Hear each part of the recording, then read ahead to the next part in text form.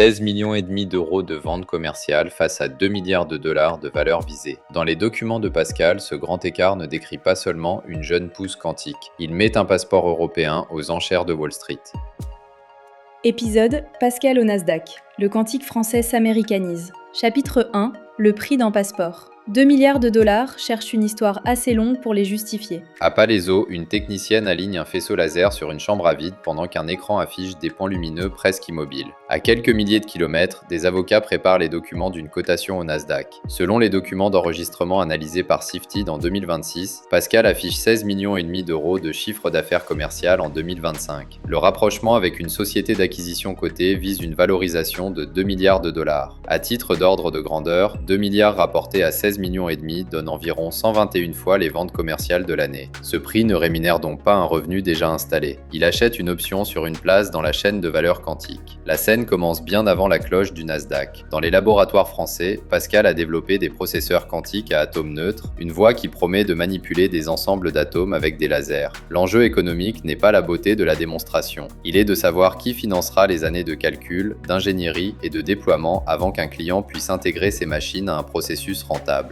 Une fusion avec une société d'acquisition cotée, souvent appelée SPAC, transforme cette attente en monnaie boursière. Elle donne accès à un bassin d'investisseurs habitués à acheter des récits de croissance technologique très en amont du profit. Le Nasdaq n'apporte pas la preuve que le marché quantique est mûr. Il offre un mécanisme pour financer l'incertitude à une échelle que l'Europe mobilise rarement pour une seule entreprise. Cette échelle n'est pas abstraite. Elle finance des salles blindées contre les perturbations, des équipes d'ingénieurs qui règlent les lasers et des démonstrateurs installés chez des clients qui veulent tester un usage sans immobiliser leur propre organisation. Entre le prototype et un contrat répété, les dépenses arrivent bien avant les recettes. C'est ce décalage que le prix boursier prétend traverser. Voilà la tension de cet épisode. La cotation américaine ne signifie pas forcément que Pascal quitte ses équipes, ses brevets ou ses partenaires européens. En revanche, elle déplace le centre de gravité de la négociation. Les actionnaires qui accepteront de financer les pertes futures demanderont des droits, de la liquidité et une gouvernance à leur mesure. La souveraineté n'est pas le lieu où se trouve une machine. C'est la capacité de décider quand la machine doit changer de propriétaire, de fournisseur ou de client. Le multiple de plus de 100 fois n'est ni une validation scientifique, ni une absurdité automatique. C'est un pari agrégé sur des flux futurs qui restent à construire. Une question devient alors beaucoup plus concrète que le quantique vaut-il 2 milliards? Qui paiera le long tunnel entre la promesse du laboratoire et la facture récurrente chez le client? Chapitre 2. Le capital qui manque. Le laboratoire pousse en Europe. L'argent de l'échelle attend de l'autre côté de l'Atlantique. Le mot désavantage peut sembler diplomatique, il décrit pourtant une mécanique brutale. Une entreprise de deep tech ne meurt pas seulement faute de chercheurs, elle peut manquer de capital au moment précis où sa technologie devient assez sérieuse pour coûter cher, mais trop incertaine pour être financée par la dette. Dans une interview rapportée par Sifted en 2026, le directeur général de Pascal, Wassik Bokhari, parle d'un désavantage systématique en Europe pour justifier la cotation américaine. Sa phrase ne dit pas que l'Europe manque d'argent au sens large.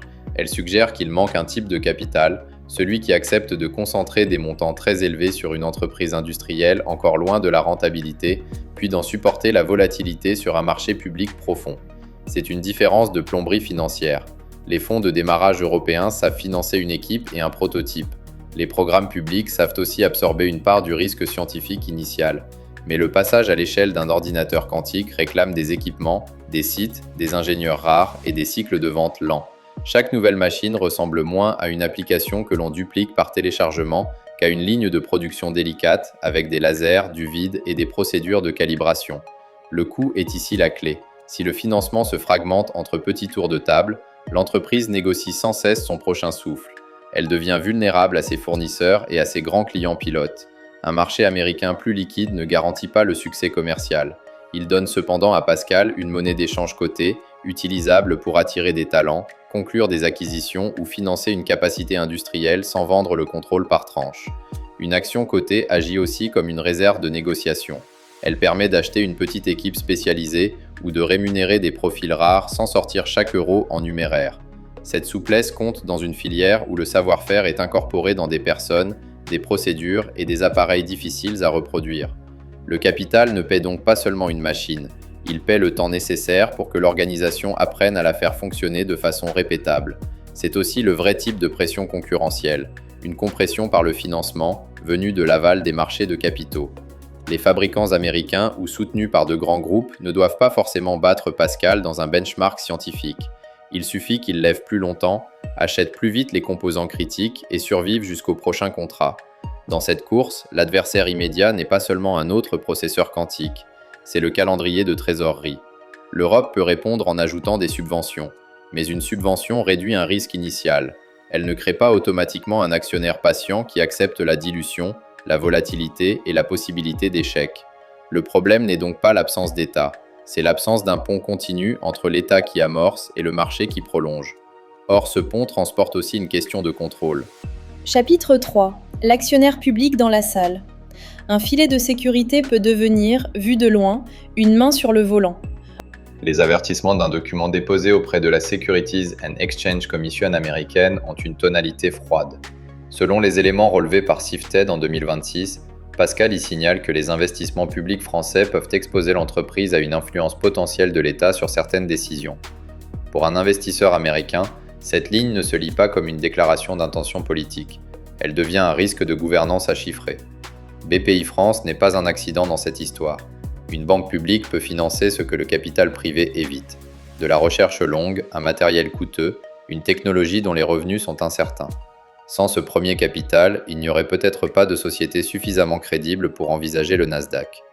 L'argent public a donc créé une option industrielle que le marché n'avait pas voulu porter seul.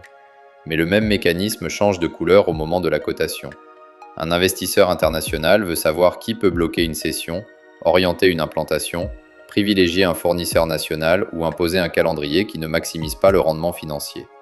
Il ne juge pas nécessairement ses choix illégitimes.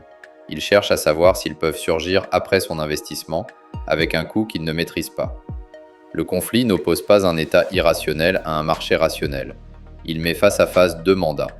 L'État finance pour conserver une capacité technologique et une autonomie stratégique. Le marché finance pour disposer de droits économiques clairs et d'une sortie possible. Une alliance se défait par courrier, une gouvernance hybride, elle, se teste lorsqu'une cession est envisagée ou qu'un site industriel doit être déplacé. Le choix d'un client sensible révèle alors la hiérarchie réelle entre rendement, sécurité et contrôle. L'enjeu ne porte pas seulement sur le droit de dire non. Une participation publique mal définie peut renchérir le financement de toute l'entrepreneurship, même lorsqu'elle n'intervient jamais. A l'inverse, des droits précisément circonscrits rendent le risque lisible. Ils disent quelles capacités sont critiques, dans quelles circonstances elles sont protégées et qui indemnise les autres actionnaires si la protection s'active. La clause vaut souvent plus que le symbole. C'est pourquoi l'avertissement réglementaire compte davantage que son apparence administrative. Il peut peser sur la prime de risque demandée par les actionnaires. A l'inverse, si Pascal dilue trop tôt la présence publique pour rassurer Wall Street, l'Europe perd une partie de son levier au moment où l'actif devient plus mûr. La vraie mesure n'est pas la présence ou l'absence de l'État au capital. C'est la précision du contrat entre mission souveraine et droits des autres actionnaires. Imaginez un pont suspendu. Les fonds publics ont posé les premières piles dans la roche. Le Nasdaq peut tendre le tablier au-dessus du ravin. Si personne ne fixe les règles de circulation, celui qui finance le dernier tronçon décide aussi de la destination. Comment financer la traversée sans céder le plan de la route ? Chapitre 4. Vendre l'option, garder la capacité. La souveraineté ne se proclame pas, elle se négocie dans les clauses. Le dilemme paraît moral parce qu'il touche à l'impôt. Il est d'abord contractuel. Les contribuables financent une part du risque de recherche, tandis qu'une cotation américaine peut donner aux marchés mondiaux la liquidité et une part de la hausse future. Dire que Wall Street capte tout serait faux. Salariés, investisseurs français et États peuvent conserver des titres. Dire que rien ne change le serait tout autant. Le lieu où se forme le prix détermine qui peut financer le prochain tour, imposer une discipline et rendre le capital liquide. Pour un dirigeant européen, la bonne grille ne consiste donc pas à opposer une cotation locale vertueuse à une cotation américaine coupable. Elle commence par le coût du divorce. Un changement d'actionnaire majoritaire pose une question concrète. Qui conserve les équipes capables de faire fonctionner les processeurs ? L'accès prioritaire réclamé par un client stratégique doit ensuite être borné par des obligations de service précises. Enfin, le retrait du capital public révèle les droits qui protègent, ou non, les capacités installées en Europe. Ces réponses comptent davantage qu'un drapeau sur la façade. Il faut aussi séparer la propriété intellectuelle du pouvoir opérationnel. Un brevet peut rester européen, tandis que la fabrication, la relation client et le financement des générations suivantes se déplacent ailleurs. A l'inverse, une cotation américaine peut coexister avec des laboratoires et des emplois locaux si les contrats rendent cette implantation économiquement rationnelle. La souveraineté réelle réside dans les actifs difficiles à déplacer, compétences accumulées, accès aux composants, données d'usage et chaînes de maintenance. C'est là que se mesure le coût de sortie. Une équipe peut-elle être reconstituée ailleurs? Un fournisseur de lasers ou de composants peut-il être remplacé rapidement? La relation avec le client final donne-t-elle à Pascal le pouvoir de négocier ou la réduit-elle à un sous-traitant technique? Chaque réponse révèle l'actif qui demeure attaché au territoire après l'entrée du capital étranger. La décision publique devrait alors être jugée comme un investissement, pas comme une cérémonie. Elle peut demander des engagements vérifiables sur la localisation des capacités critiques, organiser des droits de regard pour les décisions réellement stratégiques et prévoir comment l'État partage la valeur si la liquidité arrive. Trop de contrôle décourage le capital de croissance. Trop peu transforme la subvention en billet d'entrée gratuit pour le dernier financeur. La bonne clause ne cherche pas à empêcher tout départ. Elle rend certains départs assez coûteux pour que la capacité industrielle reste le choix rationnel. Elle peut associer un financement public à des conditions de continuité, à la conservation d'équipes critiques ou à des droits portant sur une vente d'actifs essentiels. L'objectif n'est pas de figer une entreprise, c'est de faire en sorte que la mobilité du capital ne débranche pas le savoir-faire qu'il a contribué à créer. La grille à emporter tient dans une question. Après chaque euro public, quel actif non substituable reste attaché au territoire lorsque le prochain financement vient d'ailleurs? Appliquez-la à une entreprise quantique, à une usine de batterie ou à une plateforme d'IA. Ce n'est pas l'adresse de la bourse qui tranche, c'est la capacité de conserver ce qui rend le départ coûteux. Au Nasdaq, Pascal ne vend pas seulement des actions. L'entreprise met un futur industriel en circulation, qui gardera le droit d'en fixer la trajectoire. Une cotation américaine peut financer le quantique français. Elle ne remplace pas les clauses qui gardent ses capacités en Europe.